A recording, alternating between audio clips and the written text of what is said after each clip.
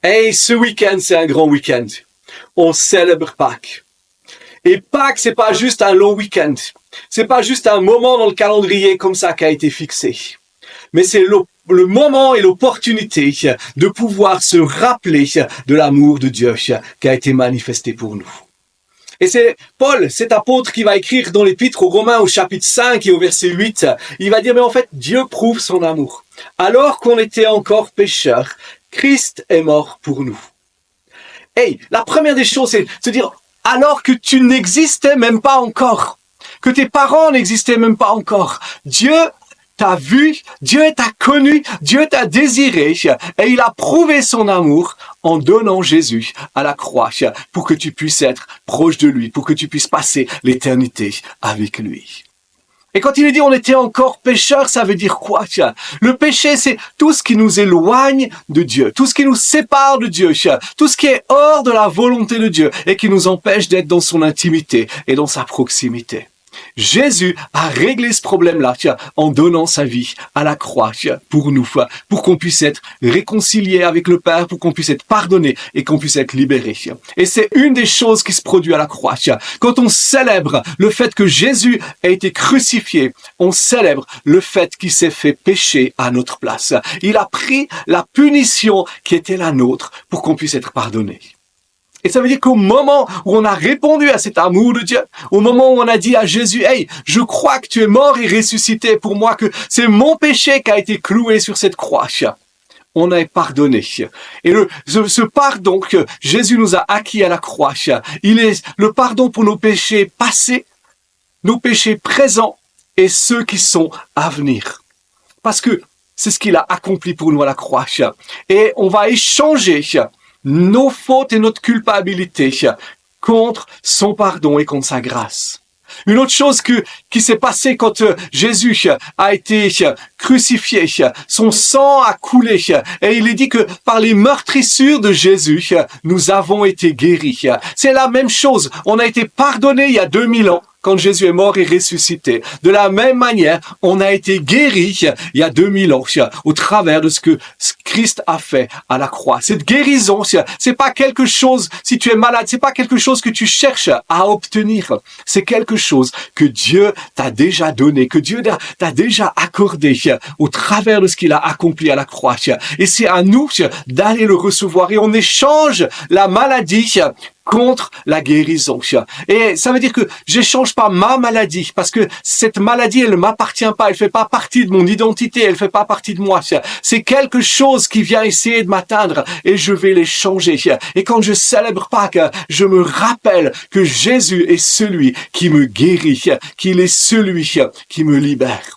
Et c'est un troisième échange qu'on a à la croix, c'est que Jésus s'est fait malédiction pour qu'on puisse être béni. Tout ce qui est de la malédiction, toutes ces choses-là qui viennent contre nos vies, elles n'ont pas de droit. Ils nous libèrent de la malédiction pour qu'on puisse avoir la bénédiction. La bénédiction, c'est quoi? C'est la faveur de Dieu. La bénédiction, c'est le ciel qui est ouvert pour nous. La bénédiction, c'est la plénitude de la vie, cette vie en abondance que Jésus nous donne au travers de sa mort et de sa résurrection. Ça, c'est un autre des acquis de la croix. Un autre acquis que Jésus nous donne à la croix, c'est que il s'est fait pauvre pour qu'on puisse être riche. Il a pris notre pauvreté, notre séparation avec Dieu, pour qu'on puisse être enrichi, qu'on vive dans sa plénitude de joie, parce qu'on sait qu'il nous aime, plénitude de joie, parce qu'on sait que notre nom est inscrit dans le livre de vie, et qu'on va jamais voir la mort, mais qu'on va passer l'éternité avec lui. Et ça, c'est un des autres échanges qu'on a à la croix.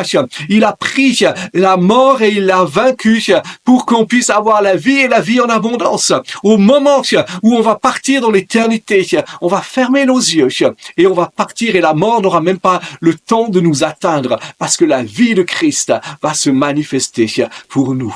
Une autre chose que on a à la croix, c'est qu'il nous a rachetés de l'esclavage du péché et de la destruction. Il a été brisé, il s'est donné pour que on puisse être racheté. Et ça, c'est quelque chose d'extraordinaire. On n'est plus obligé de vivre dans le péché. On n'est plus obligé de vivre dans la dépendance de quoi que ce soit, parce que Christ nous a affranchis.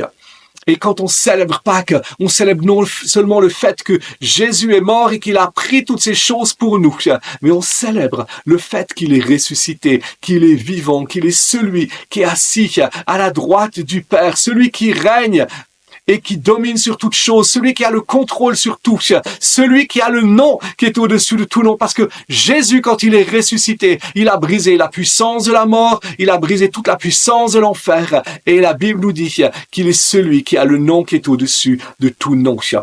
Et Paul dit, mais en ceci, Dieu prouve son amour envers nous. Alors qu'on était encore pécheurs, Christ est mort pour nous. Et quelques chapitres plus loin, il va dire, car j'ai l'assurance que ni la mort, ni les puissances en haut, ni celles d'en bas, ni la vie, ni aucune autre créature ne peut nous séparer de l'amour de Dieu qui a été manifesté en Jésus-Christ.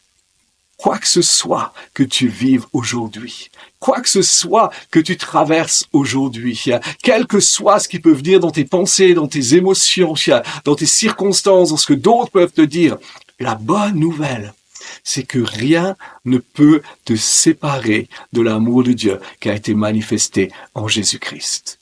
Rien ne peut t'empêcher de vivre dans la plénitude de son amour.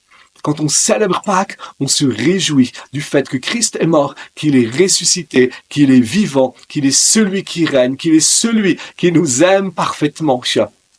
Malgré nos imperfections, malgré nos manquements, il nous aime parfaitement et rien ne peut nous empêcher de vivre dans cet amour. Et j'aimerais t'encourager dans ce temps pascal.